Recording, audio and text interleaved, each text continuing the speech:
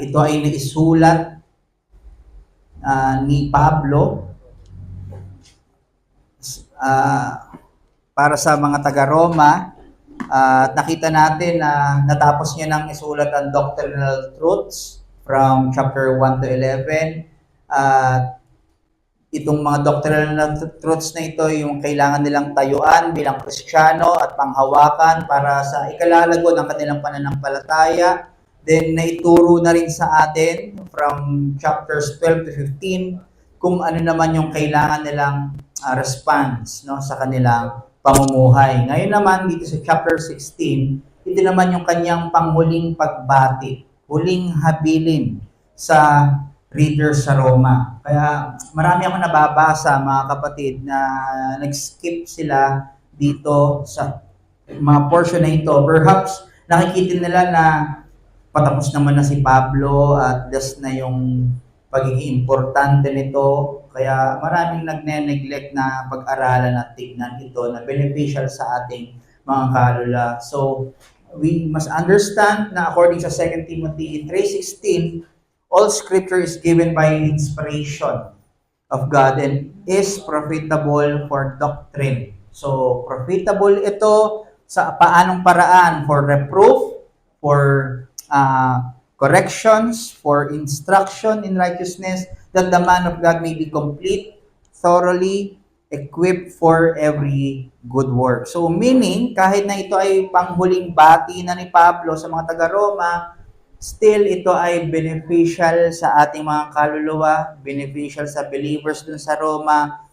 This can bring us to maturity, and most especially, we must study this para dalhin lalo tayo sa pasasalamat at pagsamba sa ating Diyos. Kaya I invite you to open your Bible sa Romans 16, 1 to 16. Romans 16 verses 1 to 16. Yan. Follow me as I read this word, the very word of God. Sabi niya dito, I commend to you our sister Phoebe, a servant of the church at Cenchreae, that you may welcome her in the Lord in a way worthy of the saints, and help her in whatever she may need from you, for she has been patron of many and of myself as well. Greet Priscilla or Prisa and Aquila, my fellow workers in Christ Jesus, who risked their necks for my life, to whom not only I give thanks, but all the churches of the Gentiles give thanks as well. Greet also a church in their house. Greet my beloved Ephratus, who was the first convert to Christ in Asia. Greet Mary, who has worked hard for you. Greet Andronicus and Junia, my kinsmen and my fellow prisoners. They are well known to the apostles, and they were in Christ before me. Greet Ampliatus, my beloved in the Lord. Greet Urbanus, our fellow worker in Christ, and my beloved Stachys. Greet Apelles, who is approved in Christ. Greet those who belong to the family of Aristobulus. Greet my kinsman Herodion. Greet those in the Lord who belong to the family of Narcissus. Greet those workers in the Lord, Tryphena and Tryphosa. Greet the beloved Persis, who has worked hard in the Lord. Greet Rufus, chosen in the Lord, also his mother, who has been a mother to me as well. Greet Asyncritus, Phlegon, Hermes, Petrobas, Hermas, and the brothers who are with them. Greet Philologus, Julia, Nereus, and his sister and Olympus, and all the saints who are with them. Greet one another with a holy kiss. All the church of Christ greet you. Everything will fail and will fade, but the word of God will remain. Let us pray. Ama, we pray na kami ay samahan mo, turuan, ilumin mo ang aming isipan at puso sa mayamang sulat mo na ito, Panginoon. Itong salita mo ay katotohanan at kailangan na aming panghawakan at tindigan. Maraming salamat sa iyo. Huwag niyo pong hayaan na kami ay ma-distract sa mga bagay na hindi mo agenda, Panginoon. Nawa, ang aming gagawin ay pagpuri at pasasalamat at pagsamba lamang, Panginoon. may this satisfy our souls and hearts and minds, Panginoon.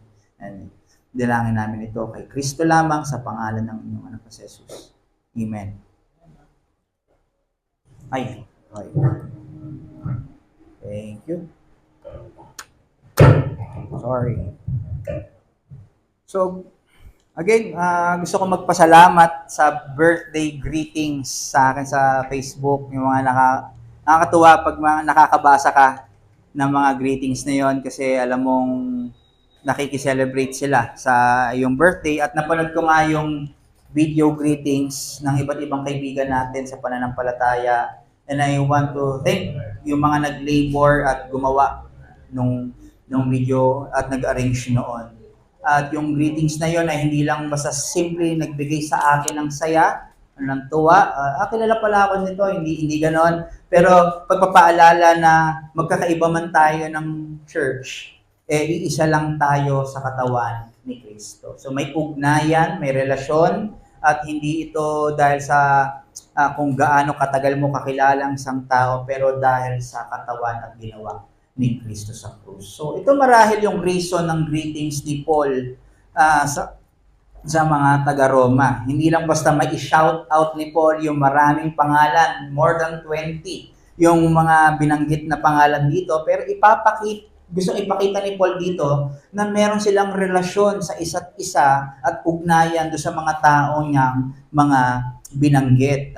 Ito ay yung partnership sa gospel. Dito sa chapter 16, sabi nga ni John MacArthur, this is the most or one of the most specific and intimate lines na naisulat ni Apostle Paul sa kanyang epistle.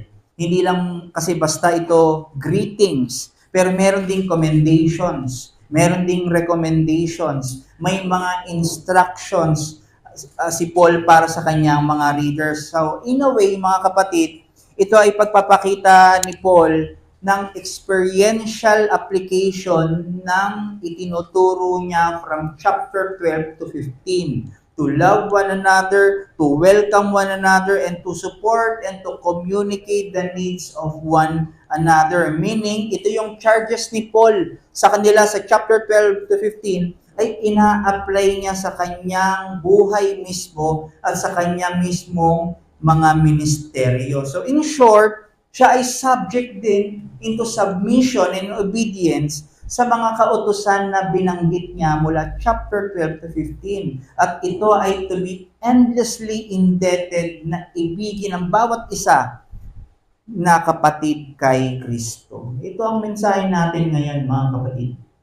The gospel produces genuine relationships within the church. The gospel produces genuine relationships within the church, meaning the gospel moves the church to express all the doctrinal truths they learn through genuine relationship.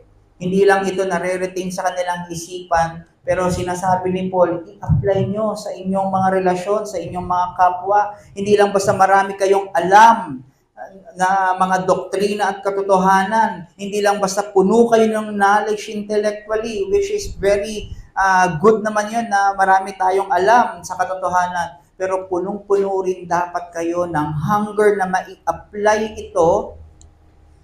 itong mga alam nila sa kanilang mga kapatid at kapwa.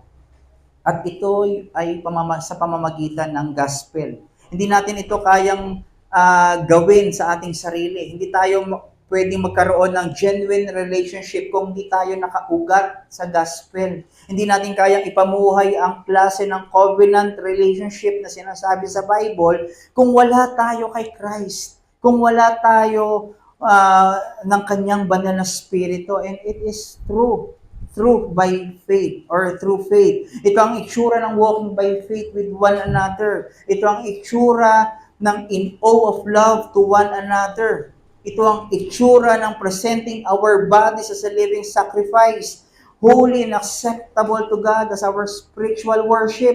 At ito ang itsura ng not conforming to this world, but to the image of Christ. Sa mundo, away. Sa mundo, pagalingan. Sa mundo, pasikatan. Sa mundo, gusto ikaw ay pagsilbihan o makatanggap ng serbisyo, paglilingkod ng isang tao. Pero dito sa kaharian ni Kristo, dito daw ikaw ay maglilingkod, ikaw ay magsiserve at magbibigay ng buhay sa lahat ng mga katawan o mananampalataya ni Kristo. So para mapaliwanag pa sa atin ito, mga kapatid, may titignan tayong dalawang katotohanan out from dito sa ating passage na binasa natin. Una, close relationships within the Church of Christ. Close relationships within the Church of Christ.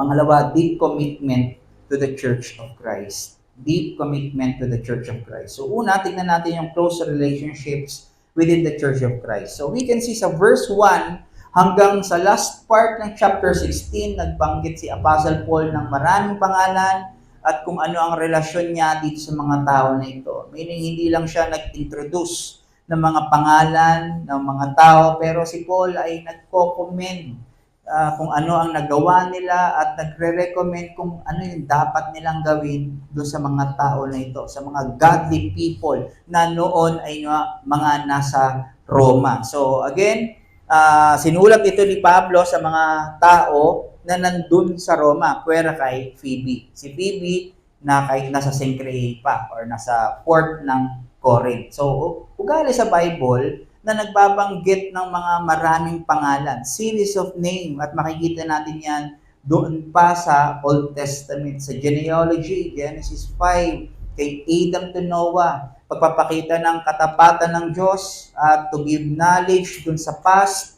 at to prepare for the coming Messiah. Yun si Genesis 5. Then, sa Exodus 1, yung household ni Jacob, na yung pagpasok nila sa Egypt, ito yung pagpapakita ng continuity at pag-iingat ng Diyos sa pag-work out niya sa kanyang bayan, no? Sa kanyang plano, sa kanyang bayan. Then yung census sa Numbers 1 at number 16, pagpapakita ito ng Diyos na ino-organize niya ang bawat tribe na covenant people niya. And then dito sa Old or sa New Testament, meron ding mga series of names. Una na lang sa Matthew 1, pagpapakita ng faithfulness din ni Christ na siya ay tapat sa kanyang pangako at pino-fulfill niya ang pangakong yon na Messiah na kanilang hinihintay at yon ay si Kristo. Kaya yon ay nagkaroon ng genealogy sa Matthew 1. Pero dito rin kay Pablo, mahilig din siya magbanggit ng mga pangalan sa kanyang mga sulat. At may mga reason din siya. Una, para ipaalam kung sino yung mga Kristiyanong nakatulong sa kanya at mga nangangailangan ng tulong. At dito rin, may mga series din siya ng mga pangalan na ibinabanggit para ipaalam yung mga taong hindi na nagpatuloy sa mga ministeryo. Katulad na lang 2 Timothy 4:9-11, make every effort to come to me soon, sabi ni Pablo kay Timothy. For Demas, having loved the pleasures of this present world, sabi ni Pablo, has deserted me and gone to Thessalonica. Crescens has gone to Galatia, Titus to Dalmatia. Only Luke is with me. Get Mark and bring him with you, for he is very helpful to me for the ministry. So we can see na pinapakita dito ni Paul yung paghayo niya sa gospel at isa rito si Crescens, nasa Titus, si Luke, si Crescens at si Titus, no? Sila yung mahayo para sa ebanghelyo. Then si Luke yung kasama niya noong time na yon at kino-comment niya si Mark na alam natin siya yung nag-abandon nung una, di ba? Nakita natin yon. Pero dito, nare-recommend niya na si Mark ay tanggapin nila dahil nakatulong niya. Meaning, nagkaroon ng reconciliation at nagkaroon ulit sila ng pagsasama sa kanilang mga mission. Pero may isang tao na binanggit si Pablo na hindi na nagpatuloy at umibig na sa pleasures ng mundo at ito nga si Demas. Okay? So we can see Paul is mentioning their names para maging aware ang readers sa mga missionaries na yon at sa mga nangyayari sa mission niya. And Paul is telling us na hindi siya Superman. May kahinaan siya. May kryptonite siya. Nangangailangan siya ng laborers na makakatulong niya. Kaya rin siya sumusulat sa Roma. So again, Romans 16, nag-mention si Paul na maraming pangalan na nakatulong sa kanya sa paglilingkod niya sa gospel. So we can picture na ganito yung nangyayari noon. Nung sinusulat niya ito, siya ay nasa Corinth. At sa Corinth, nandoon, may isang port doon, nandoon yung Cenchreae. Sino yung nandoon? Si Phoebe. Nung sinusulat niya to, pinapabigay niya kay Phoebe, punta ka sa Rome, dalhin mo tong sulat na to. At ako naman, saan siya pupunta? Pupunta ako ng Jerusalem. So, ganun yung nangyayari doon. Kaya yung sinusulatan ni Pablo, yung mga i-greet niya mga pangalan, ay nandun na sa Rome. At pagdating ni Phoebe doon, bubuksan nila yung sulat, tapos sasabihin doon, i-accept niyo si Phoebe na nagdala ng sulat, i-greet niyo si Priscilla at si Aquila na nandyan ngayon, na nakasama dati ni Pablo, i-greet nyo itong mga tao na ito. So, ganun yung nangyayari. No? Marami, kumbaga, out loud nilang naririnig dahil may nagbabasa ng sulat ni Pablo sa kanila. In a way, sa atin, sa panahon ngayon, parang shout out, di ba? Pero sa kanila, mas may mabigat na ibig sabihin yung pagbanggit ng kanilang mga pangalan. So, dito again, Romans 16 ay nagbigay ng mga pangalan at inuuna nga ni Pablo yung pag-comment niya sa isang sister in the Lord na si Phoebe. Sino ba tong Phoebe na ito? Siya ay fellow believer, no? Sister in the Lord. Pag sinabing sister, ito ay nire-relay niya sa kanila na may intimacy siya rito at warmth ang kanilang paglilingkod sa gospel. Ibig sabihin, hindi sila, kumbaga, close yung kanilang relationship dahil sa ebanghelyo. Wala silang relasyon, no? Intimate na pero yung kanilang intimacy ay yung paglilingkod sa Panginoon. Yung talagang sobrang known ni Pablo na maaasahan itong si Phoebe sa gospel. So, kinakarakterize doon ng early churches na ganun yung kanilang pagsisilbi. Paglilingkod sa ebanghelyo, talagang buong-buo yung kanilang relasyon bilang magkapatid kay Kristo. Si Phoebe ay servant sa Cenchreae at again, ito ay nasa port ng Corinth. At itong servant na ito, yes, ay pag tinignan po natin sa original na language, ito ay diakonos o diakonoi, ibig sabihin servant. Pero we believe hindi ito isang office na katulad ng office ng deacon at office ng elder. So, si Phoebe, hindi siya deacon na ordain noong mga panahon niyon. Pero, isa siyang general duty as deacon or servant na katulad natin mga mananampalataya. When we serve, we are deaconing. No? We are serving sa gospel. So, itong diakonon ay very same word na ginamit ni Christ. Sa Matthew 23:11, nung sinabi niya, but the greatest among you shall be your servant, shall be your diakonon. Meaning, lahat daw ng mga kabilang sa kaharian ng Panginoon ay dapat maglingkod na may kababaang loob. So, in general, paglilingkod, diakonon, ito yung ganito ginamit ni Jesus, yung salita na diakono na ginamit ni Pablo. Ito rin yung ginamit ni Pablo sa marami niya pang sulat na in general, nag-serve para sa ministeryo ng gospel. 1 Corinthians 3:5, Ephesians 6:21, at Colossians 1-7, at marami pa, mga kapatid. So, again, hindi sinasabi ni Pablo na si Phoebe ay office bearer bilang deaconess, pero she was very well known for her fruitful service sa mga believers no mga time na yan, sa mga churches doon. At tingnan niyo po, hindi lang siya dinescribe ni Paul as servant, pero isang patron or patroness. Meaning siya ay tumutulong sa tangible needs at this includes her resources, kaperahan. So we can say na siya ay naging hospitable kasi pag naging hospitable ka, mag-o-offer ka ng pwedeng hindi lang lugar, pwedeng tulong, ano yung pangangailangan nila, pwedeng pagkain, at nag-support sa maraming believers sa mga house churches doon sa Cenchreae at sa marami pa mga churches doon. So, ito yung unang binanggit ni Pablo, si Phoebe. Tignan natin yung pangalawang mga binanggit niya, verse 3. Paul wants them to greet Priscilla and Aquila. So, greet, pag sinabing greet, ito ay to salute, to welcome o to pay honor and respect doon sa mag-asawa na yon. So, ginigreet ni Pablo na with polite words si Priscilla and Aquila, and at ito ay may act of love na nagte-testify ng unity sa gospel. So, ganto yung sense ng greet. Hindi lang ito basta, oy, kamusta? Hindi lang ganto. Malalim ang salitang greetings ng mga time na yon. So, si Priscilla and Aquila ay mag-asawa, sila ay parehas ng Hudyo, sila ay fellow workers ni Paul, sila rin ay fellow tent makers ni Paul. So, originally, sila ay nakatira sa Italy. Then, nung si Emperor Claudius, pinalis niya yung mga Hudyo sa Rome, sila ay lumikas at pumunta sa Corinth.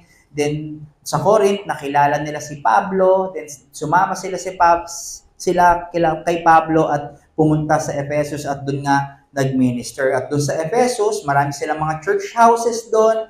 At doon na-meet nila naman si Apollos na nagpipreach at tinuruan nila itong si Apollos ng mas accurate na turo ng salita ng Diyos. Okay? So, sinusulat ni Pablo dito sa Romans na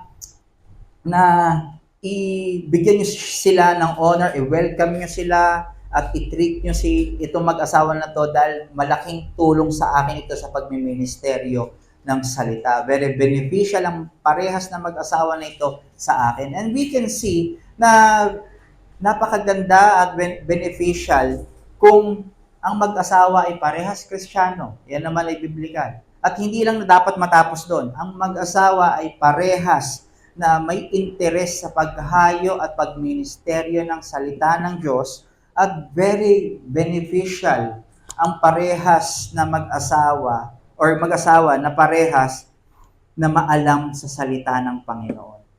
So, to give you wisdom, syempre, hindi yun, magandang i-desire po natin na yung ating ilulook forward na maging spouse ay makakasama natin sa ministeryo ng gospel. Hindi lang basta help me to pagiging husband, pero sa ubasan ng Panginoon. So, una si Phoebe, isang servant, isang patroness. She ministered with Paul through hospitality and by using her resources. Then yung mag-asawang Hudyo na si Priscilla and Aquila, they ministered naman kasama si Pablo through teaching the word. Okay? So, titignan pa natin yung mga next na pangalan. Si Epenetus, yung first convert sa Asia. At from doon, kaya marami tayong na-convert dito sa Asia. Di ba? Thanks be to God dahil nakarating kay Epenetus ang gospel. Si Mary na nag-work hard. Kasama si Pablo, si Andronico at si Junia. Mga kasama ni Pablo na mga prisoners. At ngayon ay nakalaya na at very well known sa mga apostol ang kanilang pagtatrabaho sa Ebanghelyo. Si Ampliatus, beloved sa Panginoon, Urbanus, fellow worker ni Christ, at beloved Stachys. Si Apelles ay approved in Christ. Ibig sabihin, approved, may pananampalataya, and he is living by faith. Greet those who belong to the family of Aristobulus. Kinsman Herodion, pag sinabing Herodion, may connection to kay Herodes. Pwede siyang binili ni Herodes bilang alipin. Greet those in the Lord who belong to the family of Narcissus. Greet those workers in the Lord. Tryphena and Tryphosa, greet the beloved Persis who had worked hard in the Lord. Si Rufus, Asyncritus, Phlenon, Hermes, Patrobas, Hermas, Philogrus, Julius, Nereus, and his sister, and Olympus, at lahat ng saints na kasama nila. So, bakit ko sinasabi to? Siyempre nga, kailangan natin tong i-appreciate yung mga pangalan na isinulat dito ni Pablo dahil ito ay mga nakasama nila. Ay nakasama ni Pablo sa kanyang paglilingkod sa Ebanghelyo. So we can see, anong pwede nating mapansin dito mga kapatid? Ito yung inabot ng Ebanghelyo na nagkaroon ng kaligtasan sa iba't ibang uri ng tao. May babae, may lalaki, may mayaman, may mag-asawa, may Hudyo, may Hentil, may alipin, may pinalayang alipin, may mga koneksyon sa mayayamang pamilya. Ganito po yung iniligtas ng Ebanghelyo sa mga panahon na yon. Ito lang yun at marami pang iba. So gusto ko lang i-note, the gospel sees all kinds of people who come in faith and repentance without distinction. Meaning lang nito, hindi tayo dapat magkaroon ng pagtatangi kung tayo ay magsiserve at magpipreach ng ebanghelyo. Kasi nga, sabi sa Galatians 3:28, there is now no condemnation sa lahat ng tao na lalapit kay Kristo. Hindi natin pwedeng i-gatekeep to sa mga, kunyari may mga ex-convict tayong nakikita.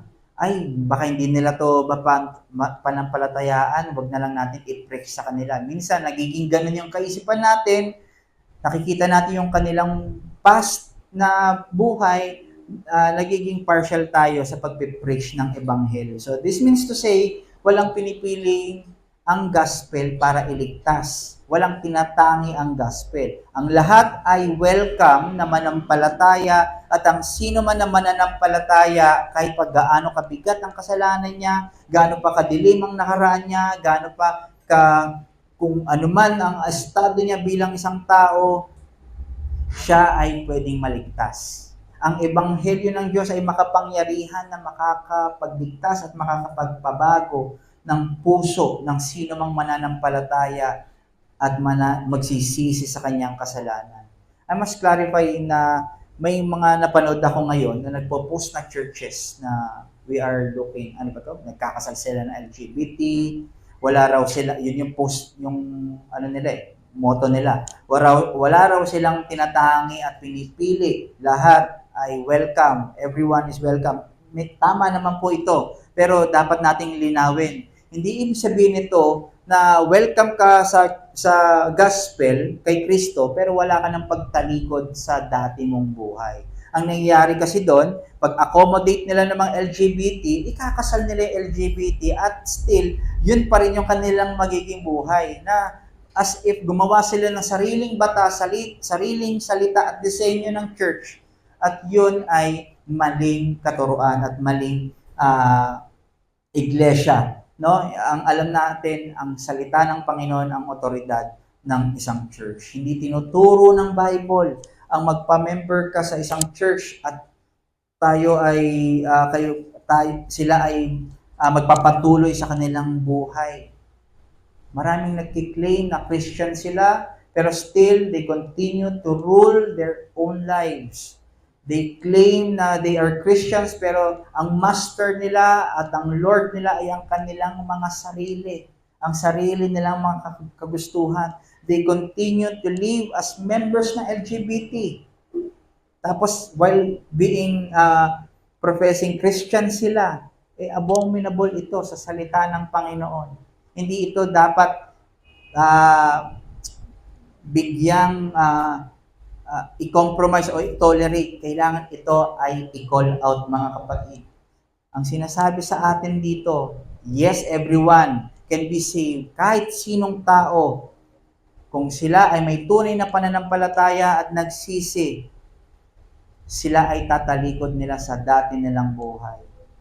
Iiwan nila kung ano yung kanilang kasalanan, kahit sino pa siya. Dahil iba na yung kanilang direksyon at ito na ay kay Kristo at kabilang sa katawan ni Kristo.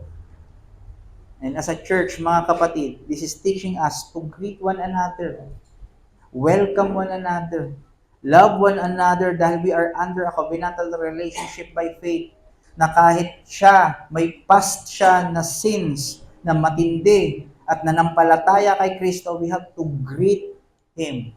We have to welcome Him and accept Him and to love Him. Imomortify sa atin dito yung insincere love or selfish ambition. Ito yung paggawa ng mga bagay, pero iba yung motibo natin. Dahil ang motibo na iyon ay para sa sariling gain lamang. Di ba kanina si Phoebe, hindi yung kaninang dumating, si Phoebe na banggit natin, yung servant ng Diyos na patron, nag-share siya ng kanyang resources. Ibig sabihin, may kaya siya. Hindi sinabi ni Pablo doon, tanggapin niyo si Phoebe kasi sinuportahan ako niyan at marami siyang pera, magpabili kayo ng gusto nyo at hindi kayo tatanggihan yan. Mabait yan. Hindi sinabi ni Pablo yon. Pero ang sinabi ni Pablo ay commend Phoebe, tanggapin niyo siya, pagsilbihan niyo siya, bigyan niyo siya ng mga pangangailangan niya dahil malaki ang tinulong niya sa akin. Maraming gantong churches ngayon na nakatingin sa estado ng dadalo. Estado ng mga dadalo or attendees or members. Imbis na pagsilbihan, nag-iisip sila kung paano sila pagsisilbihan ng may mga gantong klaseng estado o may mga kayang members. In short, nagte-take advantage. O kaya pinagsisilbihan nila sila para makakuha ng pabor, para mabigyan sila ng kapalit na, uy, ang bait niya. Nakita mo, magandang sasakyan, magiging mabait ka sa kanya. Pero pag nakita natin siya na parang hindi katulad niya malamit, parang iba yung ating treatment sa kanya. Alam ko very practical ito mga kapatid. Pero we can reflect sa puso natin. Nililinis yung puso natin ng Panginoon sa mga motibo natin. Kung may tamang motibo ba tayo sa pagsaserve, kung may tamang drive ba tayo sa pag-ibig, umiibig ba tayo para mas lalo tayo maging mabango sa Kanya, kung si Kristo bang umiiral sa buhay natin, yung relasyon ba natin ay ayon sa katwiran na sinabi ng Panginoon. So tinuturo sa atin ngayon na iisa tayo sa gospel at ang klase ng relasyon natin ngayon ay gospel relationship. Meaning, ang relasyon na natin ngayon ay sa isa't isa ay sa paraan na ng Panginoon. At base na sa kanyang kalooban. Ito yung prayer ni Christ sa Acts 17:20 and onwards na the church may be one sincerely as Christ and the Father are one so that the world may believe that Christ was sent by the Father. So, ang purpose ng pagiging isa natin ay para malaman ng mundo, para malaman na ipinadala ng Ama si Kristo, na totoo ang sinabing kaligtasan ng Diyos, totoo ang Ebanghelyo, na ito ay magliligtas at nagtatransform ng mga makasalanang puso. So ito yung point, the power of the gospel is the basis of every Christian relationship. Hindi kung gaano kayo nagiging magkasundo sa hobbies, kung gaano kayo katinding parehas na gusto niyo yung genre ng mga libro, ng movies, pero ang basis ng Christian relationship ay ang gospel. Through the death of Christ on the cross, sabi sa Mark 15:37-38, the veil was torn from top to bottom, symbolizing na may free access na tayo sa Ama. We are reconciled na sa Ama at wala ng hostility.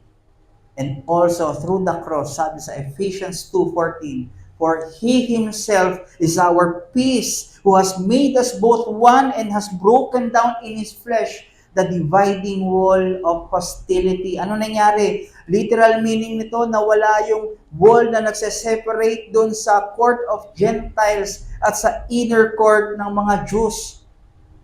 Na sila lang yung pwedeng makapasok. Wala nang distinction, wala nang division, wala nang enmity. This is telling us, church, wala nang umiiral na enmity at hostility sa mga believers. Hindi na tayo malayo sa isa't isa. Hindi na tayo stranger sa isa't isa.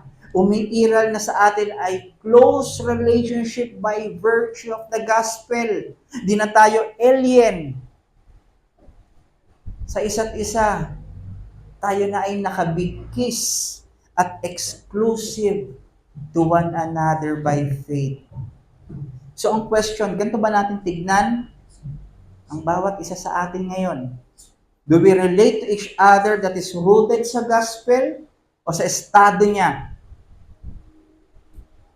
Yung relationship ba natin sa bawat isa ay nakadepende kung ano ang behavior niya, ano ang ugali niya, kung saan siya nagtatrabaho, anong edad niya, anong state niya, kung may asawa ba siya o single, babae o lalaki, o rooted sa gospel, na hindi mo tinitignan yung mga distinctions na yun. Do we know each other's weakness? Kasi itong relationship na ito, kailangan kilala natin ang bawat isa. Dahil kilala tayo ng Diyos. Do we know each other's needs?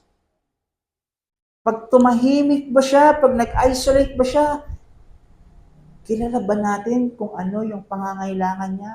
Alam na ba natin kung bakit siya ganon? Kilala ba natin ang isa't isa? O kahit yung sarili natin, hindi natin kilala na tayo identified kay Christ. Bakit ako nandito? Ba't ba ako dinala dito? Pwede naman ako doon. Anong pinagkaiba? Sincere ba ang relasyon natin sa isa't isa?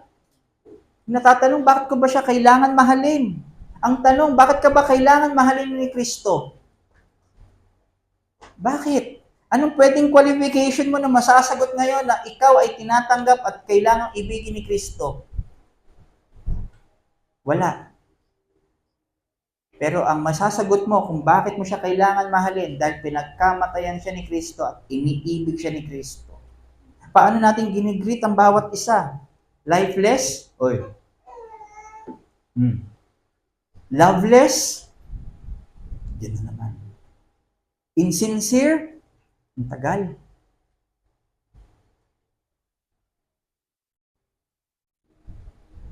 Kaya ito yung challenge natin, mga kapatid. Relate to one another in light of how Christ relates to us. Tignan mo kung paano yung nakikirelate sa'yo si Kristo. Tignan mo kung paano kanya na-reach out at inilagay sa relasyon kasama niya. At ganun din dapat yung iyong kapatid. Hindi mo dapat tignan na siya ay kamahal-mahal. Yes, marami siyang kakulangan, marami siyang kasalanan. Pero tignan mo kung paano ka tinanggap ng Panginoon despite ng marami mo ring pag-commit ng kasalanan. Naghahanap ka ng sincere na kapatid? Ngayong pag-upo mo dito, sincere ka ba na nakikinig para sa Panginoon?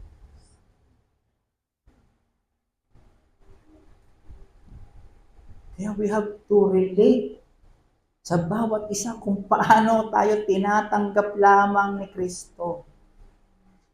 We must remember na ang relationship natin sa isa't isa ay nakaugat sa gospel. Di tayo lalalim sa relationship natin kung nakabase ito sa sarili natin o kung ano yung nakikita natin sa Kanya o kung ano yung sitwasyon natin. Dahil kung titingin tayo sa isa't isa, marami tayong makikitang kasalanan. Kaya ang tingin na natin, kaya ang dapat nating tignan ay si Kristo. Siya ang starting point ng lahat sa pag-ibig man, sa pagkakaisa man, sa paglilingkod man kay Kristo. Bakit ko siya paglilingkuran? E di siya yung guminhawa, ako yung nahirapan. Never sinabi yan ni Christ sa church. Ang desire niya ay wag tayong mahirapan, wag tayong mamatay, wag tayong mag-suffer. Kaya joyfully niya ginawa ang kanyang mission to redeem us on the cross. To redeem us on the cross. Para mas maayos pa yata.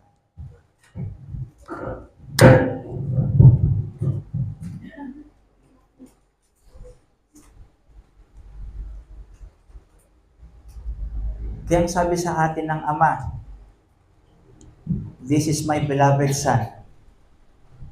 Listen to Him." Dito one time na nakatingin tayo lang doon sa scripture. Ito ay present na nangyayari. Na pag ganito ang sitwasyon natin, sinasabi sa atin ng Ama, "This is my Son." Ito ang salita ni Kristo. Listen to His word. Bakit? Dahil dapat bumalik tayo sa starting point. Hindi doon sa kung ano yung sitwasyon natin. Doon tayo magbe-base ng lakad natin.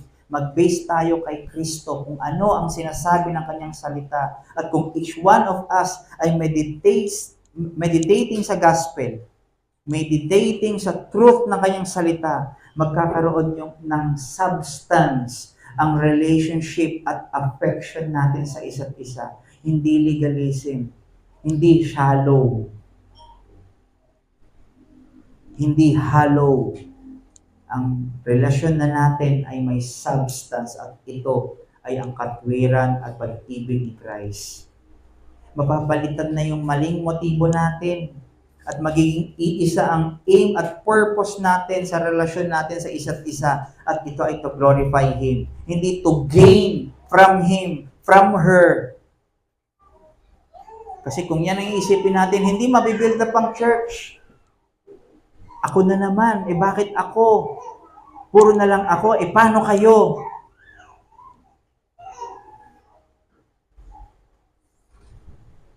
At kung hirap tayo makipag-relate sa isa't isa, maybe dahil sa pride, o kaya somehow we don't want to forgive someone, hino-hold back natin yung forgiveness, we must remind ourselves that before the foundation of the world, when God chose you and gave you to His Son, Christ welcomed you as His own.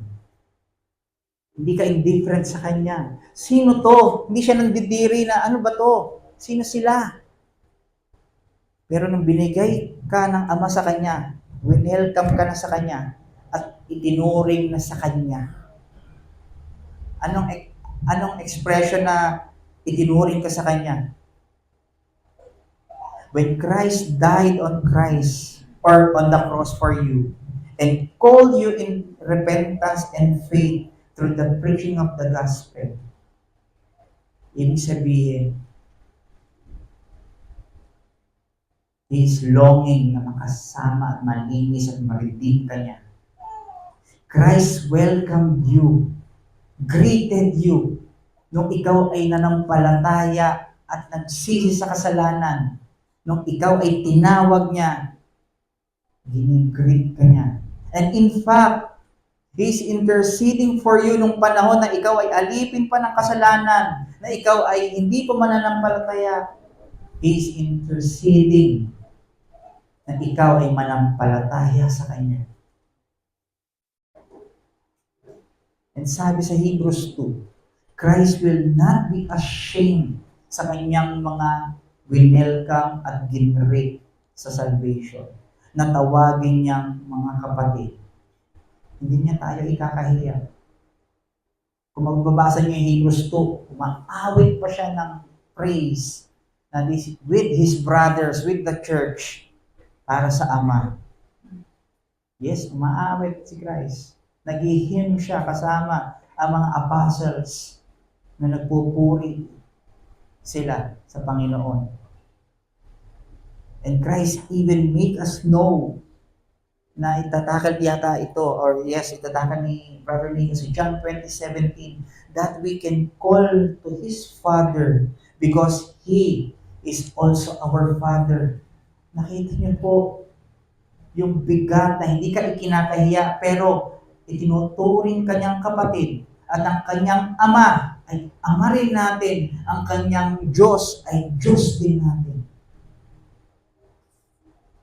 Nakita ba natin kung paano itrato ni Kristo ang church, ang believer? Super close ang relationship niya sa kanila, sa ating mga mananampalataya. And how about us? Ang pinagmamalaki rin ba natin ay yung grasya ni Christ sa atin, sa buhay natin, by living the gospel without deceit and compromise? Pinagmamalaki ba natin yung kapatid natin sa pananampalataya na kasama ko siya sa church? Pinagmamalaki ba natin na parehas kayong miyembro ng local church na ito? Masaya ka na member siya ng church na ito? Kaya kung tayo ay nagkakaroon ng reflection ngayon, may we repent and may God give us grace na lumago tayo sa gospel relationship sa isa't isa. At kung may nakakarinig nito na wala pa kay Christ, huwag mong isipin na dapat maging maayos ang relasyon mo at ugnayan mo sa kapwa para ikaw ay maligtas at magkaroon ka ng ugnayan kay Christ. Kung ito yung pinangahawakan mo, itigil mo yan, kaibigan, at dadalhin ka niyan sa lalong kapahamakan. Kahit gaano ka kagaling makisama, makipagrelasyon sa kapwa, kung wala ka kay Kristo, ikaw pa rin ay nasa labas ng kanyang pamilya. Ayaw mong marinig sa huling panahon yung sinabi ni Christ sa Matthew 24. lumayo ka, hindi kita kilala. Depart from me, you evildoers, I never knew you. Wala tayong relasyon. Pero kanina, ang lahat ng mananampalataya ay hindi niya ikakahiya sa buong congregation at tawagin, ito ay aking mga kapatid. Kaya ikaw ay magsisi sa kasalanan. Panampalatayaan mo si Kristo at ang kanyang ginawa. Siya ay namatay sa lugar mo, kaibigan. Si Kristo ay pinadala ng Ama para tubusin ang mga makasalanang tulad mo at tulad ko sa pamamagitan ng pananampalataya. Aminin mo sa harap ng Diyos na ikaw ay makasalanan at wala kang ibang pag-asa para maligtas kundi si Kristo at ang kanyang natapos na dakilang ginawa sa krus. At kung ikaw na ay binayayaan ng kaligtasan at may relasyon na kay Kristo, ikaw na ay makikiisa sa church na ito na mamuhay sa gospel at mamuhay kasama ng mga niligtas ni Kristo. And this leads us to point number 2, deep commitment to the Church of Christ. Deep commitment to the Church of Christ. We must realize that Paul is practicing and urging the believers sa Rome na ganito ang relationship bilang isang church. Paano sinasabi niya, ganito ang relasyon. Ito yung tunay na pag-ibig. Ganito yung itsura ng pagiging magkapatid kay Kristo. And in a way, Paul is making them to expect na ganitong klaseng relationship meron si Paul sa kanila pagdating niya at pagbisita niya sa Rome. Na ganito na, burning na ang kanyang love sa kanila. Pinapaisip niya na ito sa mga taga-Roma. Ang church na pinagkamatayan ni Kristo ay growing sa deep commitment at characterize ito ng true love, humility, unity, and active service. And we have to know God anticipates believers' commitment to one another for it's a gospel blessing. Alam niyo po yung commitment na yan, produkto yan ng gospel. Regalo yan ng gospel. Kasi nga, nung tayo ay nasa mundo pa, we hate commitments. Ayaw natin ng commitment sa teacher, kahit sa ating parents, ayaw nating sumunod. Pero dahil ito ay bunga, resulta ng redemptive work ni Christ sa krus, nabiyayaan tayo ngayon ng commitment na ito, ng gantong klaseng commitment, na ang motivation natin ay to glorify God at ang gain ng ating mga kapatid, hindi ng ating sarili. Balik tayo sa mga names. Si Phoebe, pansinin natin yung ginawa ni Phoebe kay Paul. She committed her body, time, effort to serve Paul. She committed her resources for hospitality sa mga saints na nangangailangan ng tulong at shelter. Yung mag-asawang Priscilla at Aquila, they risked their necks na pwede silang bitayin, pugutan ng ulo sa pagtulong kay Paul. Alang-alang sa ministeryo ni Paul sa gospel dahil sa pag-ibig nila kay Paul at partnership sa ebanghelyo. Then yung ibang mga mention ni Pablo, they committed hindi lang one time. Proven and tested ito ng Diyos at approved ang service nila sa pag-minister dahil marami ang mga nag-benefit ng mga mananampalataya ng mga time na yun. So we have to understand na hindi lang ito basta simpleng desire lang. Hindi lang ito dahil gusto nilang makatulong. Pero ito ay commitment nila saan? Sa Scripture. Ito ay pagsunod nila kay Kristo, hindi kay Pablo. Ang drive nila ay si Christ, hindi lang sila morally driven. Para lahat tayo ay mabuti, mabait lang, hindi. Dahil ito ay pagsunod nila kay Christ. So this is our point. Commitment to love is our commitment to the truth. Bakit? We can commit to the truth without loving. And we can commit love without submitting to the truth. Pero itong prinsipyo na ito sa Biblia, ang commitment natin sa katotohanan ay express sa pag-ibig. At ang commitment natin sa pag-ibig ay dahil nagpapasakop tayo sa katotohanan. And it is the fruit of Christ's mediatorial commitment to the church.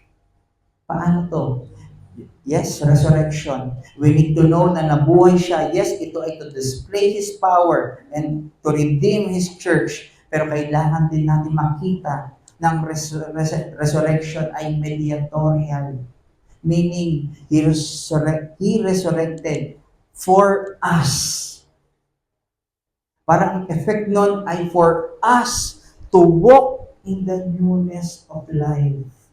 Kailangan niyang mabuhay muli para tayo ay magkaroon ng bagong buhay muli. Para certain ang sanctified life na ibibigay sa atin ng Diyos. Hindi na magpe-fail ang sanctification natin as if ito ay tapos na. Sanctified, then glorified. Dahil sa kanyang natapos na gawa at muling pagkabuhay. Meron tayong bagong commitment, hindi na sa ating sarili, hindi na sa ating mundo, hindi na sa ating mga kasalanan, pero ang commitment na natin ay para sa ating Panginoon. So ganito yung nangyayari, mga kapatid. Itong binabanggit ni Pablo, they demonstrated their commitment to the authority and sufficiency of the Scripture, which is the very Word of God, which is the truth. Kaya sila umiibig dahil minamahal nila ang katotohanan. They submit with boldness, urgency, and uncompromising commitment sa katotohanan na ito. Di ba ganito ang disenyo ng marriage? It is lifetime commitment between man and a woman. At kung ito ay based sa biblical love, ito ay kailangan nagpipicture sa pag-ibig ni Christ at ng church.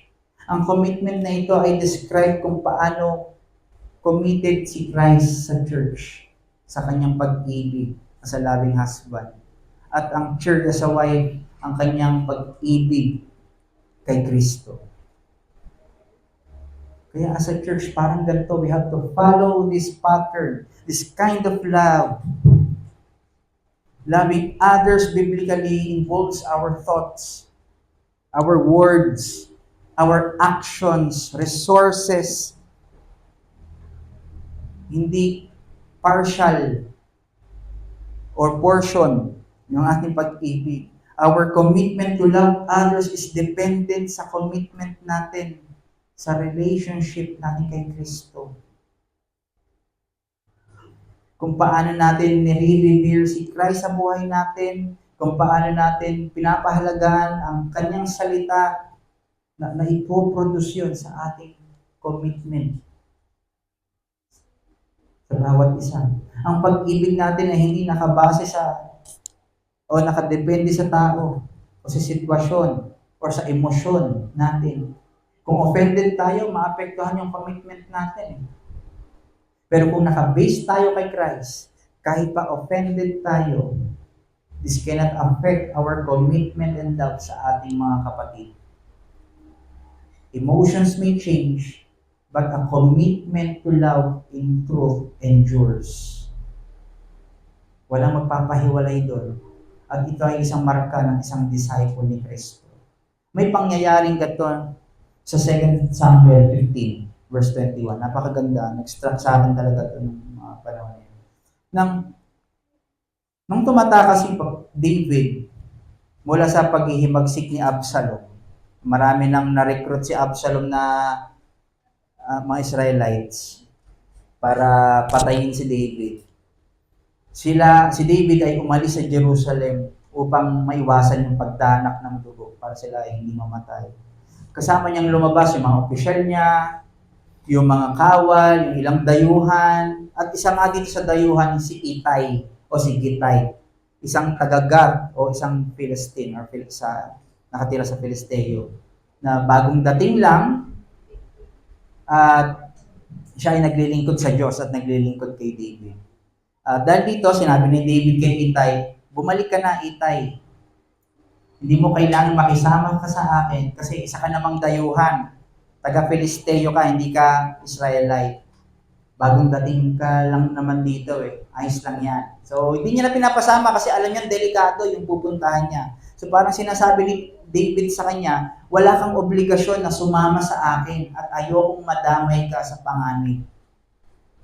Ngunit sumagot si Itay, kung paanong buhay or kung paanong buhay ang Panginoon at buhay ang aking Panginoong Hari, saan man naroroon ang aking Panginoong Hari, maging sa kamatayan o sa buhay, naroon din ang iyong alipin.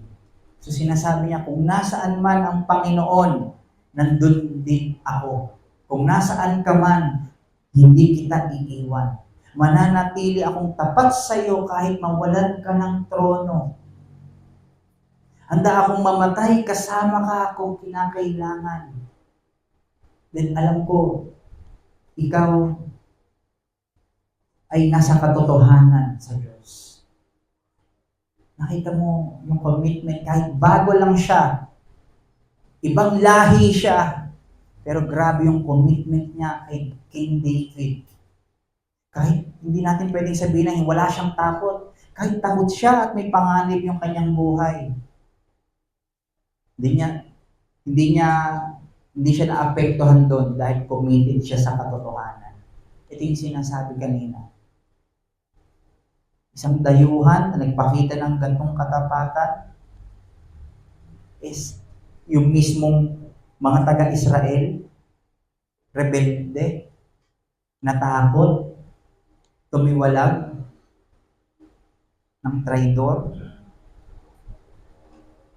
Ang tunay na commitment at pag-ibig ay nagdadala sa pamumuhay sa katwiran kahit na ikaw ay mamatay, kahit pa ikaw ay masaktan. Itong commitment na sinasabi dito, hindi ito simpleng loyalty.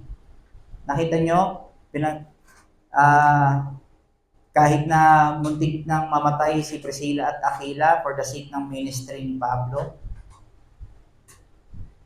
ginawa pa rin nila na maglingkod.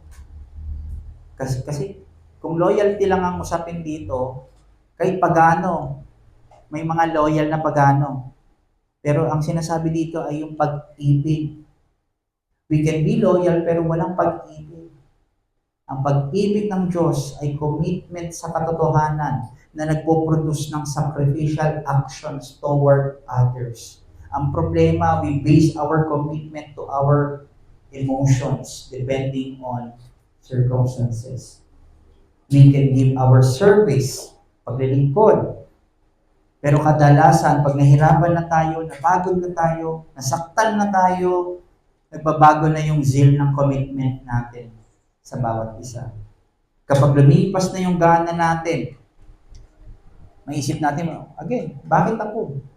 Ang dami naman dyan na iba. O kaya kadalasan, pride ang umiiral sa commitment natin. Sinasabi natin, Panginoon, kung saan ka, doon din ako. Pamilyar ba? Ito yung commitment ng unang Pedro. Na siya, by his pride, sinasabi niya hindi niya iiwan kahit sa kamatayan si Kristo. Pero nung siya na, ay dumating na sa sitwasyon na yon, he denied Christ, not once, but thrice. And it is a sin to deny Christ. Kala natin yung hindi pag-disobey na maliliit na bagay, hindi kasalanan. Kasalanan po yan. Nakailang beses kaya tayo na pag-deny kay Christ, baka hindi lang thrice. Kaya sinasabi sa atin dito, we have to commit ourselves to one another as our submission to Christ sa katotohanan. Huwag natin titignan na kailangan i-commit natin yung sarili natin sa Kanya. Knowing na ganito siya, ganyan lang siya. Kasi walang pupuntahan yung commitment na yun. Pero kung ito ay nakaugat sa kung anong ginawa ni Kristo sa krus, yung commitment na yan ay precious than gold. Kaya ito yung challenge. Obey His word as our demonstration of our love and commitment to one another. Hindi natin pwedeng pairalin yung commitment na depende sa ating kagustuhan. Pero ito ay pagsunod sa Kanya, mga kapatid. Meaning, kailangan nating manatiling tapat sa salita ng Diyos in and out of season, in and out of the church, in and out na ikaw ay nasa kaginhawaan o sa panahon ng kalungkutan. Kung ikaw man ay inuusig, kailangan sumunod tayo kay Christ sa pagkakaroon ng commitment. Ang tanong, are we committed sa Kanyang salita, sa Kanyang katotohanan? Kung committed tayo sa Kanyang katotohanan, kamusta yung pag-mortify natin ng sin? Yung pag-mortify ba natin na sin na ginagawa natin, nare-realize ba natin yung bigat, yung weight nito? O parang iniisip na lang natin, respectable sin. Madali namang siyang mawala. Kaya ko siya mawala. Kamusta yung commitment natin sa Diyos? Sa pag-mortify ng pride natin. Hindi natin to kayang i-mortify nang walang commitment sa salita ng katotohanan. Are we committed sa salita ng Diyos na umiibig sa bawat isa at ibigay ang kanyang buhay or ang ating buhay? Are we committed sa church na pinagkamatayan ni Kristo dahil kanyang iniibig? Are we building up the church actively? Are we serving the church?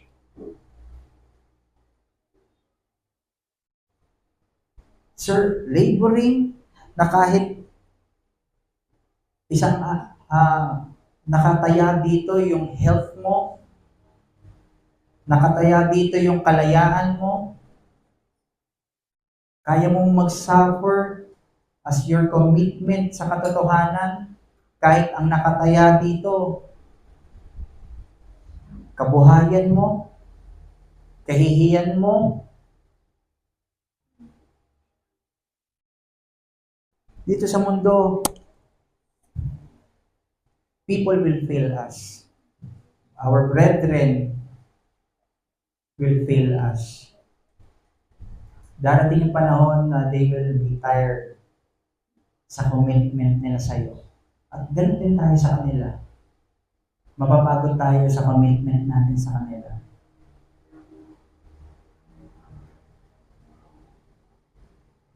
Pero praise God, mawalan man ng commitment sa atin ang ating brethren, mga kapwa natin, pamilya natin, we praise God na may committed sa atin.